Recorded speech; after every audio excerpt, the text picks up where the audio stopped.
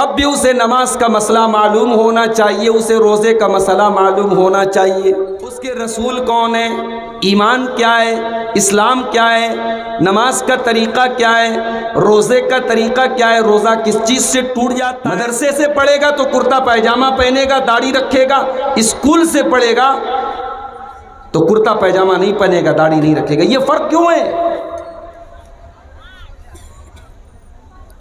अभी हमारे नौजवान ने कहा कि कुरान की पहली आयत नाजिल हुई इक़रा, फिर ये भी कहा कि मैं इस फील्ड का आदमी नहीं हूं, हो सकता है मैं आयत सही तरीके से न पढ़ूं। भाई साहब, कुरान की आयत को सही तरीके से पढ़ना ये सिर्फ मदरसा वालों का काम नहीं, स्कूल वालों का भी काम है। ये अब्दुल गफ्फार साहब का काम नहीं कि कुरान सही तरीके से पढ़े, ये समीरुल भाई का काम भी है कि कुरान सही पढ़े। आप इंग्लिश पढ़ाते हैं, आप साइंस पढ़ाते हैं, आप मैथ पढ़ाते हैं, इसका यह मतलब नहीं कि कुरान का हक आपके ऊपर नहीं है। कुरान तब भी आपको पढ़ना है। ये तो अंग्रेजों के जमाने से हमारे यहां तालीम को डिवाइड कर दिया गया। मदरसे की तालीम अलग हो गई, स्कूल की तालीम अलग हो गई। मेरी बात नोट कर लीजिए, हमने कभी ये नहीं कहा कि सारे बच्चों को मदरसे में डाल दो, सबको मौलाना बना दो, सबको हाफिज बना दो, कोई जरूरी नहीं है। आपके 5 बच्चे हैं, सिर्फ एक बच्चे को आलिम बनाओ, सिर्फ एक बच्चे को कुरान का हाफिज बनाओ, बाकी 4 को स्कूल में डाल दो, कॉलेज में डाल दो, किसी को जज बना दो, किसी को वकील बना दो, किसी को पुलिस ऑफिसर बना दो, किसी को आर्मी में डाल दो। बहुत अच्छी बात है, मगर आपका बेटा जब जज बन जाए, जब पुलिस ऑफिसर बन जाए, जब आईपीएस ऑफिसर बन जाए, ये तमाम चीजें दीन का बेसिक इल्म, दीन की बेसिक नॉलेज, माफ कीजिए, ये मदरसे के मौलवियों के लिए नहीं है, ये उलमा के लिए नहीं है, ये हर मुसलमान के लिए अनिवार्य है। ये जो कहते हैं कि भाई हमारी फील्ड का काम नहीं है, हम कुरान सही नहीं पढ़ते, तो कोई मसला नहीं। मसला है, आपको कुरान सही पढ़ना चाहिए।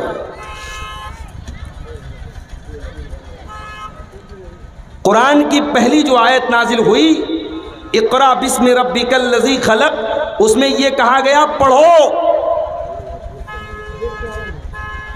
लेकिन साथ में यह भी कहा गया इक़रा बिस्मि रब्बिकल लज़ी खलक़, पढ़ो अपने रब के नाम से जिसने पैदा किया। यानी जो तुम एजुकेशन प्राप्त करो, जो तुम तालीम हासिल करो, तुम जो भी शिक्षा हासिल करो, तुम जो भी डिग्री हासिल करो, उस शिक्षा में तुम अल्लाह को न भूल जाना, अपने पैदा करने वाले को न भूल जाना। इक़रा बिस्मि रब्बिकल लज़ी खलक़, पढ़ो अपने रब के नाम से जिसने तुमको पैदा किया। खलक़ल इंसान मिन अलक़, उसने इंसान को जमे हुए खून से पैदा किया। इसीलिए उर्दू का एक बहुत मशहूर शायर है अकबर इलाहाबादी, उनका ये शेर है, वो कहते हैं तुम शौक से कॉलेज में पढ़ो, पार्क में फूलो, तुम शौक से कॉलेज में पढ़ो, पार्क में फूलो, जायज़ है गुबारों में उड़ो, चरख पे झूलो, बस एक सुखन बंदे आजिज़ का रहे याद, अल्लाह को और अपनी हकीकत को न भूलो। आप साइंटिस्ट बन जाएं, आप जज बन जाएं, आप आईएएस ऑफिसर बन जाएं, आप कुछ भी बन जाएं, लेकिन अपनी ज़िंदगी के मकसद को न भूलें, अपने अल्लाह को न भूलें, अपने इस्लाम को न भूलें। यही आज के हमारे स्टेज की यही दावत है मेरे। और ये बात भी नोट कर लीजिए, जब हम भारत के मुसलमानों की बात करते हैं तो सीमांचल का नाम आते ही पेशानी पर बल पड़ जाता है। कहा जाता है साहब पूरे भारत में सबसे कमज़ोर मुसलमान अगर कहीं है तो सीमांचल में है। इतनी बड़ी आबादी है मुसलमानों की, शिक्षा में सबसे पीछे हैं, गरीब हैं, कमज़ोर हैं, राजनीति में उनका कोई वजूद नहीं, लेकिन सबकी जड़ क्या है? जड़ यह है कि हम शिक्षा और तालीम में पीछे। ऐसा नहीं है कि आपके पास पैसे की कमी है। पैसे की कमी होती तो अपनी बेटी के जहेज में 10-10 लाख रुपए लोग ना दे रहे होते।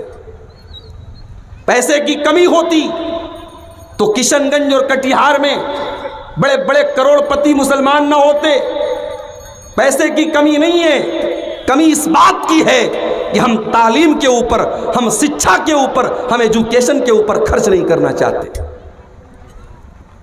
हमसे बहुत छोटी कौम है इस भारत में जैन मजहब के मानने वाले, हमसे बहुत कम तादाद में है सिख मजहब के मानने वाले, हमसे बहुत कम तादाद में है ईसाई क्रिश्चियन मजहब के मानने वाले, लेकिन उनके अंदर तालीम, उनके अंदर शिक्षा हमसे बहुत ज़्यादा है, क्योंकि उन्होंने ये उसूल बनाया है हम एक टाइम खा लेंगे, एक टाइम भूखे रह जाएंगे, मगर अपने बच्चों की तालीम से हम कोई समझौता नहीं करें। तो जो भाई ने हमारे बात कही थी, मैं उस बात को कंक्लूड करता हूं, मैं उस बात को पूरा करता हूं। आप तालीम पर तवज्जो दीजिए मेरे भाइयों। अगर आप अपने गांव की तरक्की चाहते हैं, अपने समाज की तरक्की चाहते हैं, आप तालीम पर तवज्जो दें। और मैं ये भी नहीं कहता कि आप सारे बच्चों को मदरसे में डाल दें, हाँ, 1-2 बच्चों को ज़रूर मदरसे में डालें, ताकि घर में कोई एक लड़का ऐसा भी हो जो हलाल हराम भी बताने वाला हो। लड़का कोई ऐसा भी आपके घर में हो, कोई लड़की ऐसी भी हो जो बताए कि क्या जायज़ है और क्या नाजायज़ है, क्या सही है और क्या गलत है, कौन सी चीज़ इस्लाम में दुरुस्त है, कौन सी चीज़ इस्लाम में दुरुस्त नहीं है। एक लड़का को या एक लड़की को आप आलिम और हाफिज़ बनाएं, बाकी बच्चों को आप दुनिया की तालीम दिलाएं, मगर दुनिया की तालीम के साथ साथ जो दीन की जो बेसिक नॉलेज है, जो दीन का बेसिक इल्म है, वो भी ज़रूर मिलना चाहिए, ताकि आपका बच्चा दुनिया के किसी भी मैदान में जाए तो उसके पास दीन का इल्म होना चाहिए। मैं अल्लाह से दुआ करता हूँ, अल्लाह हम सबको तालीम के मैदान में, एजुकेशन की फील्ड में हम सबको तरक्की करने की और आगे बढ़ने की तौफीक अता फरमाए, आमीन। मेरे भाइयों, खुतबे मसनूना के बाद कुरान करीम की एक आयत मैंने आपके सामने पढ़ी है। इस आयत में अल्लाह तबारक व तआला ने हमारी समस्याओं का, हमारी परेशानियों का सबब क्या है, हम पर मुसीबतें क्यों आती हैं, हम पर परेशानियां क्यों आती हैं, अल्लाह ताला ने परेशानियों की वजह बताई है। फरमाया वमा असाबकुम मिन मुसीबतिन फबिमा कसबत अयदीकुम, तुम्हारे ऊपर जो भी मुसीबतें आती हैं, जो भी तुम्हारे ऊपर कठिनाइयाँ आती हैं, संकट आते हैं, प्रॉब्लम्स आती हैं, फबीमा कसबत अयदीकुम, वो तुम्हारे अपने करतूत का नतीजा होती हैं, वो तुम्हारे अपने हाथों की कमाई होती है। तुम गुनाह के काम करते हो, तुम अल्लाह को नाराज़ करने वाले काम करते हो, तुम पाप करते हो, तुम अल्लाह की नाफरमानी करते हो, इसलिए तुम्हारे ऊपर मुसीबतें आती हैं। वयाफू अन कसीर, और अल्लाह तबारक व तआला तो बहुत सारे तुम्हारे गुनाहों को माफ़ कर देता है, बहुत सारी गलतियों को माफ़ कर देता है। अगर वो तुम्हारे हर गुनाह की तुमको सज़ा दे, अगर हर गलती की तुमको सज़ा दे, तो रूए ज़मीन पर कोई एक इंसान भी बाकी नहीं बचेगा। कुरान करीम की इस आयत ने एक बात को क्लियर कर दिया कि गुनाह जो होते हैं, अल्लाह की नाफरमानी जो होती है, इससे हमारा फायदा नहीं, हमारा नुकसान है।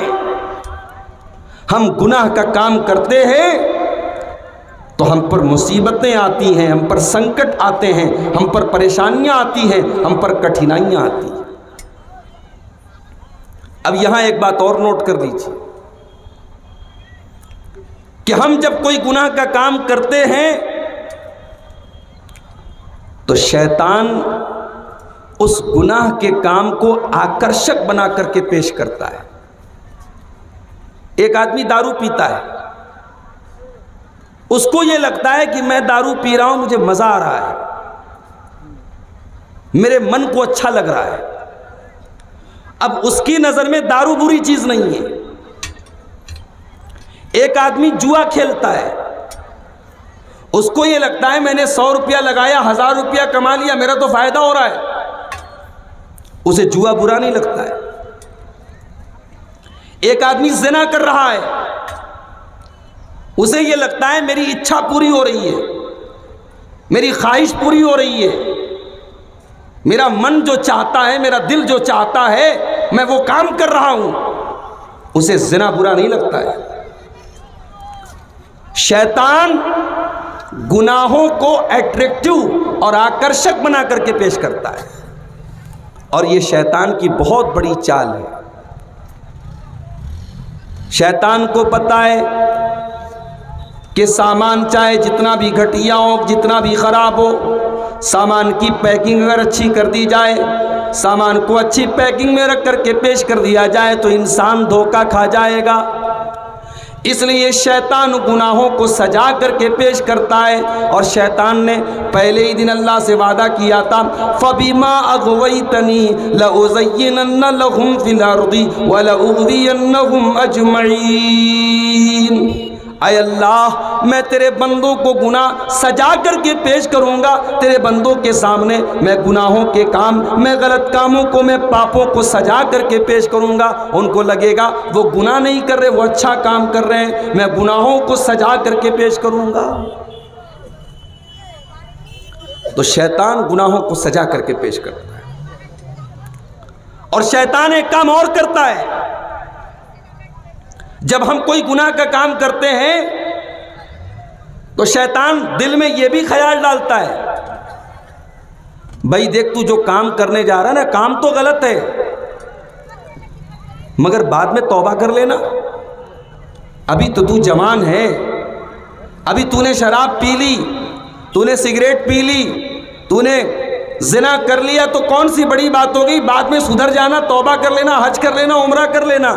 शैतान कभी कभी ऐसे भी बहकाता है। मेरे प्यारे नौजवान साथियों, जब शैतान आपके दिमाग में ये वसवसा डाले कि अभी तुम गुनाह कर लेना और बाद में तुम तौबा कर लेना, तो तुम अपने आप से ये सवाल करो कि क्या हम इस बात की गारंटी ले सकते हैं कि जब हम रात में बिस्तर पे सोने जाते हैं तो अगले दिन सुबह हम सही सलामत उठ पाएंगे? हम तो इस बात की गारंटी भी नहीं ले सकते। भाई हमारे नबी ने तो हमें सो करके उठने के बाद की जो दुआ सिखाई है, अल्हम्दुलिल्लाहिल्लज़ी अहयाना बादमा अमातना व इलैहिन नुशूर। जब हम सो करके उठते हैं हम ये दुआ पढ़ते हैं, आय अल्लाह तेरा शुक्र है, हम तो सो गए थे, हम तो मर गए थे, हमारे मर जाने के बाद, हमें मौत के आ जाने के बाद तूने दोबारा जिंदा कर दिया। आय अल्लाह तू चाहता हम जब सो गए थे हमारी रूह को तू निकाल लेता, हमारी जान को तू निकाल लेता। आय अल्लाह हम जिंदा बच गए, हम सही सलामत हैं, इसलिए हम तेरा शुक्रिया अदा करते हैं। इस्लाम तो ये कॉन्सेप्ट पेश करता है। एक दिन की नहीं, एक रात की नहीं, एक मिनट की गारंटी भी नहीं है मेरे भाई। अच्छा भला आदमी है, अच्छा भला इंसान है, बीमार होता है, डॉक्टर के पास जाता है, डॉक्टर कहता है तुम्हें कैंसर हो गया, तुम्हें टीबी हो गया, तुम्हें शुगर हो गया। इंसान धीरे धीरे अपनी मौत के करीब जाने लगता है। और बड़ी हैरत की बात तो ये है कि इंसान अपना बर्थडे मनाता है। साहब आज मैं 34 साल का हो गया, आज मेरा बर्थडे है। फेसबुक पर लोग लिखते हैं भाई मेरा बर्थडे है, कोई मुझे विश नहीं कर रहा है। अरे नादान, जब तेरा बर्थडे आया, जब तू अपनी जिंदगी के 34 साल तूने पूरे कर लिए, 35 साल तूने पूरे कर लिए, तू तो केक काट रहा है, तू तो सेलिब्रेट कर रहा है, तू तो खुशियां मना रहा है, जबकि तुझको पता नहीं कि तू तो अपनी मौत से और करीब हो गया है, तू तो अपनी ज़िंदगी का तूने एक पड़ाव और पूरा कर लिया है, अब तो तू अपनी मौत के और करीब हो गया है। अब ये खुशी का मकाम नहीं है, अब तो ये गम का मकाम है, ये तो सोचने का मकाम है, ये तो अपने आप का इम्तिहान लेने का मकाम है कि मेरी ज़िंदगी के 34 साल पूरे हो गए, अब मेरी मौत से मैं और ज़्यादा करीब हो गया। मेरे नौजवान साथियों, जब शैतान आपके दिमाग में ये ख्याल डाले कि अभी गुनाह कर लो, बाद में तौबा कर लेना, तो शैतान को कुरान की आयत पढ़ कर के सुना देना, वमा तदरी नफ्सुम बिअय्यि अर्ज़िन तमूत।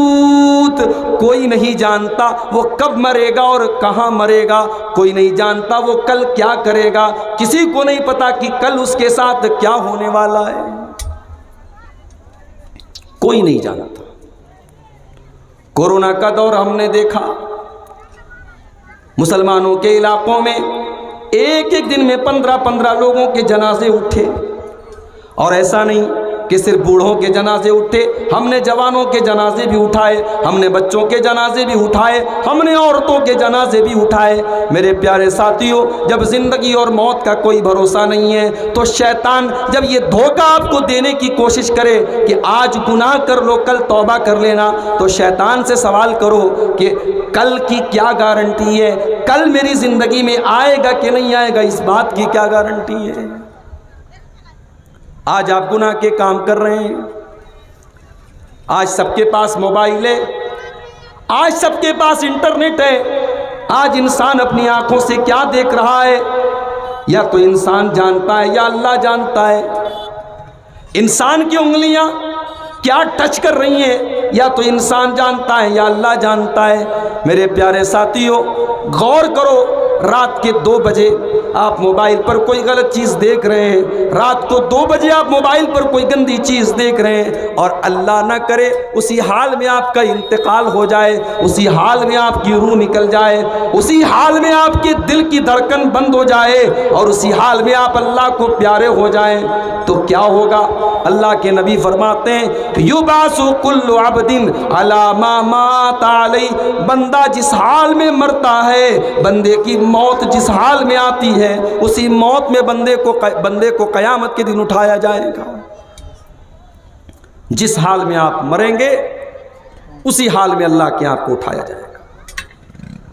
अब गौर कर लो मेरे भाइयों, हमें तो पता नहीं मौत कब आएगी, क्या पता कानों में ईयरफोन लगा करके हमारा नौजवान साथी गाना सुन रहा है, बॉलीवुड का म्यूजिक सुन रहा है, उसी हाल में उसको मौत आ जाएगी। कल क़यामत का दिन होगा, उसके कानों में अल्लाह की बारगाह में भी ईयरफोन लगा होगा, और कल क़यामत के दिन वो गाना सुनते हुए उठेगा। दुनिया में मोबाइल पर नंगी तस्वीरें देख रहा था, उसी हाल में दिल की धड़कन बंद हो गई। कल क़यामत के दिन जब उठेगा, उसी हाल में उठेगा, उसके हाथ में वो मोबाइल होगा, वो नंगी तस्वीर होगी, और उसको देखते हुए वो अल्लाह की बारगाह में उठेगा।